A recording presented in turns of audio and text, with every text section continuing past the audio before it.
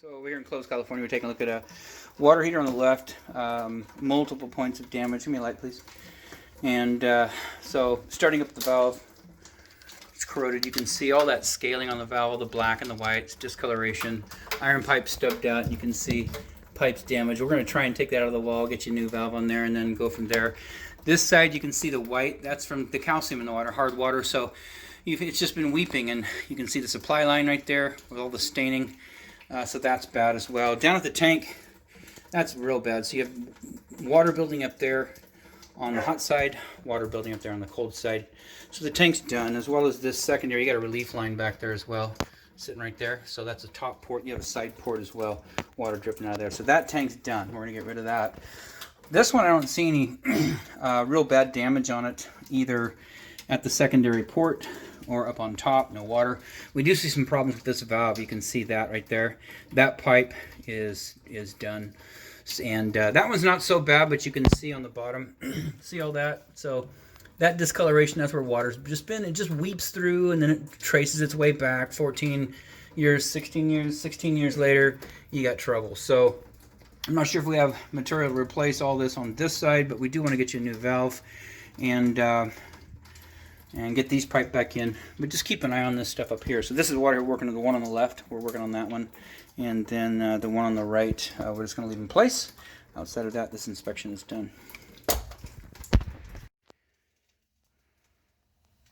So we're still here in Clovis, California. We just finished installing a Bradford White 50-gallon water heater on the left. The one we took out was a 40-gallon. The homeowner sent us a picture of that label on the right.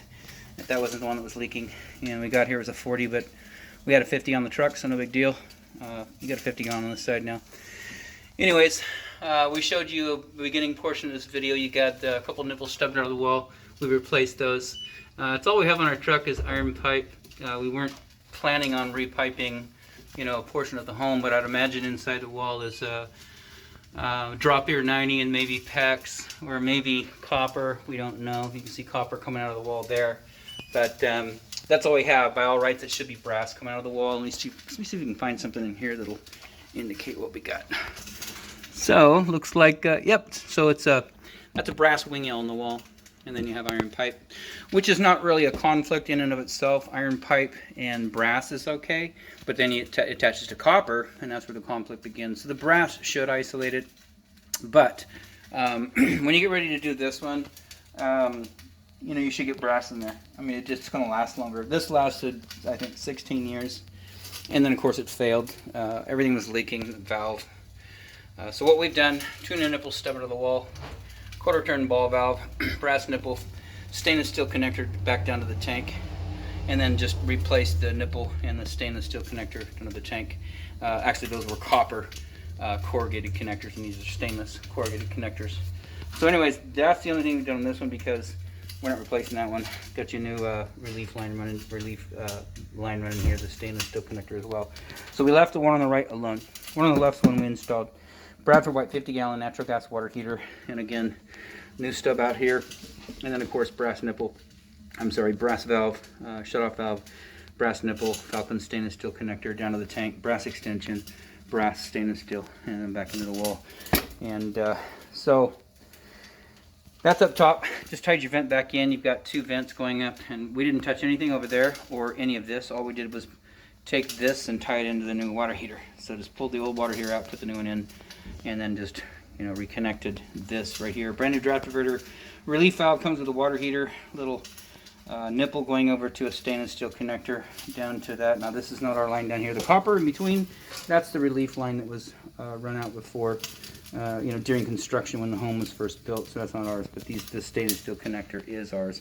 Then you got adjustable strap on the upper third, adjustable strap on the lower third, and then give you a dog ear, or actually a T, bullhead T down with the drip leg up to 90, and then to a new connector. So that's an adapter, and then a stainless steel connector coated over to a new shutoff valve. And so that's back on and good. We did get this one lit, so water's still hot in there. It's on hot. I don't know what it was on. If you're not getting hot enough water, you can certainly come out and turn this up.